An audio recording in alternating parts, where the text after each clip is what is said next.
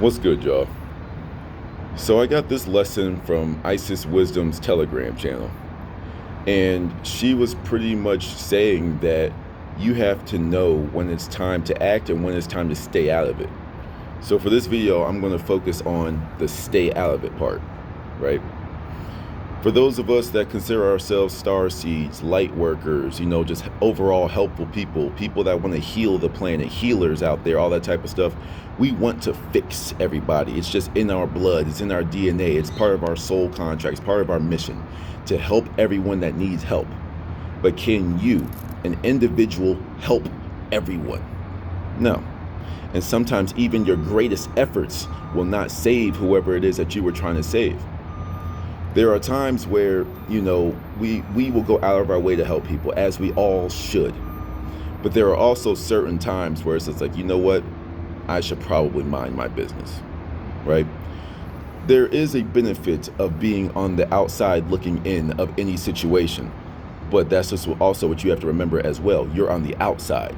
You don't know all the small things that have been happening to bring up this type of situation.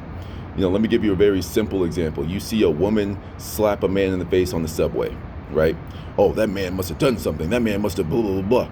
You quickly realize that maybe it was a woman that was crazy. You see what I'm saying? But if you were to act and went and defend the man, you would have been defending defend the woman. You would have been in the wrong. You would have been acting on by trying to protect the wrong individual there. Sometimes it's just like, damn, that's crazy. I'll make sure nothing gets out of hand, but this is just one I'm just going to observe, And I'm not speaking from a place of cowardice when it comes to being the observer, because that's also another position that a lot of people exist in. They'll watch everything. Instead of doing something, they'll take their phone out and record it. That I have a problem with. It's like step up. But a lot of people are too scared to sacrifice their own vessels. Sometimes it's worth it. Sometimes it's not. But like I said, for this video, we're going to focus on when it's not, There are some people that you just can't help because they have to be able to help themselves. You can give them all the advice. You can give them all the resources. But if they, the individual living their life, don't act upon said resources and advice, they're not helping themselves. So why are you going to keep tiring yourself? Why are you going to keep giving them energy when they keep making the same mistake over and over and over and over and over again? If you're a parent, for example, your kids are going to get annoying every once in a while. You're going to tell them not to do something. They're going to keep on doing it. There comes that point where you're like, okay, go ahead and do it.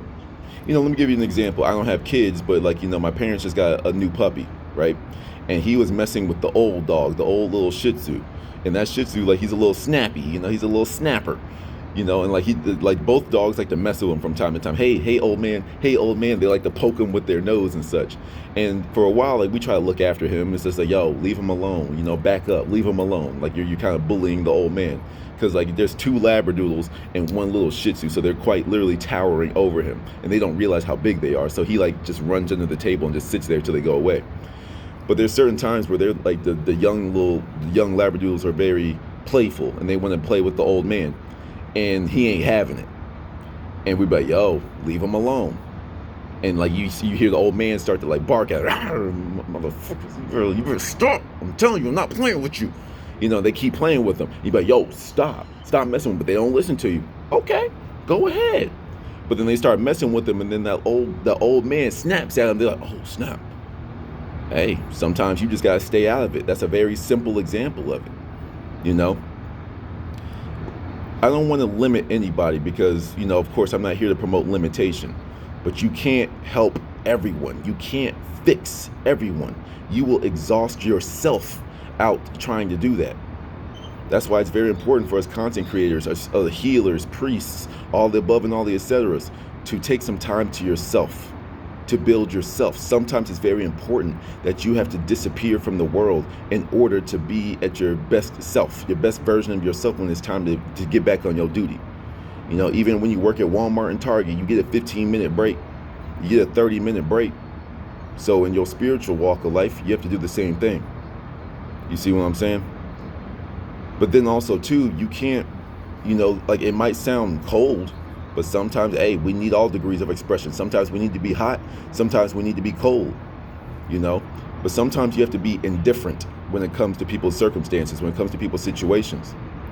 When I had the it's kind of like a bad example, but when I helped the person on the side of the road and I drove them to work, that was this is like a partial example, because yes, I helped them because I was called to do it. That's one thing that tells you when to act. When you just hear that voice in your mind, follow it and do what you got to do, because you're following a higher source of power, a higher source of understanding and wisdom. So when you hear that in your mind, your heart, however it communicates with you, then go for it. Yes. But I knew where I had to draw the line. When I drove the lady up to her work and her wife was just still harassing her on her way into the building, I could have stepped up and hey, what are you doing? Leave her alone and blah, blah, blah. I could have. But that's where I knew where it's that was no longer my place.